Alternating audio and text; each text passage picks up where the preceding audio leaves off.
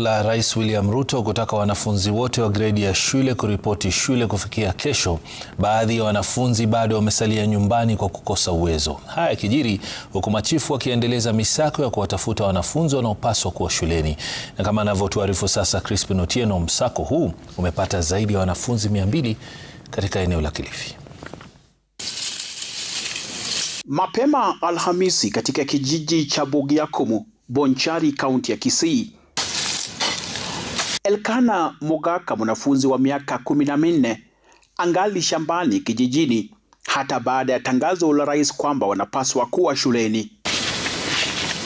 Kijana huyu mpaka sasa familia yake imelemewa, kwani licha ya kushushwa pumzi na rais ya kufika shule bila karo,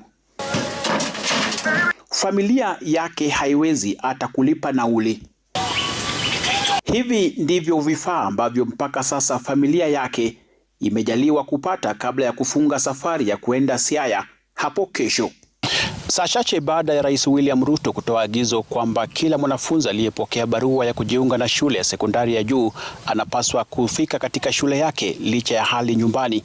Kwa familia ya Elkana, mpaka sasa hata nauli ya kufika katika shule ya upili ya kitaifa ya Baranda ingali kupata.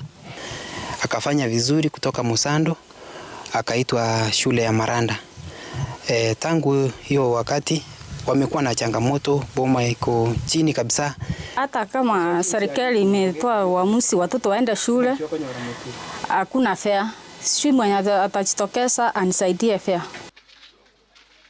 Katika kaunti ya Kisumu, wazazi ambao hawajapeleka wana wao shule walilalamikia gharama ya juu ya elimu, licha ya serikali kuagiza kuwa familia zisizojiweza ziwasajili wana wao kwa shule za kutwa. Shule hizo bado zinatoza ada ya kati ya shilingi 8,000 hadi 16,000 kabla ya kujumlisha gharama ya sare za shule. Day school imepeleka mtoto wanataka 8,000 but nimelipa 3,000. Next week wanataka hiyo pesa yenye imebaki. Ikisindikana mtoto anarudi. Mtoto anaenda naye wapi? Shule.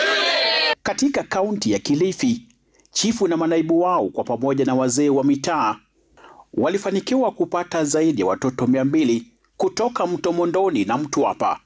Hatua hiyo ikishabihiana na agizo la rais. We are asking everybody, every parent who has a child at home, they should not bother about lunch fees, any other fee. Just take your child to school. Changamoto ilikuwa ni school fees na uniform, na ile shule alikuwa amepata ilikuwa ni mbali. Sasa nilikuwa sina uwezo, manake sio yeye peke yake. Katika kaunti ya Kericho, eneo bunge la Bureti, baadhi ya wanafunzi waliotarajiwa kufika katika shule Cheptenendiet wangali nyumbani. Any parent who still has his or her child at home, please leta mtoto shule because kasi imeanza. Wengi wa wazazi wanasubiri jinsi hali itakavyokuwa katika shule za gredi ya 10 kuanzia hapo kesho. Crispin Otieno, Runinga.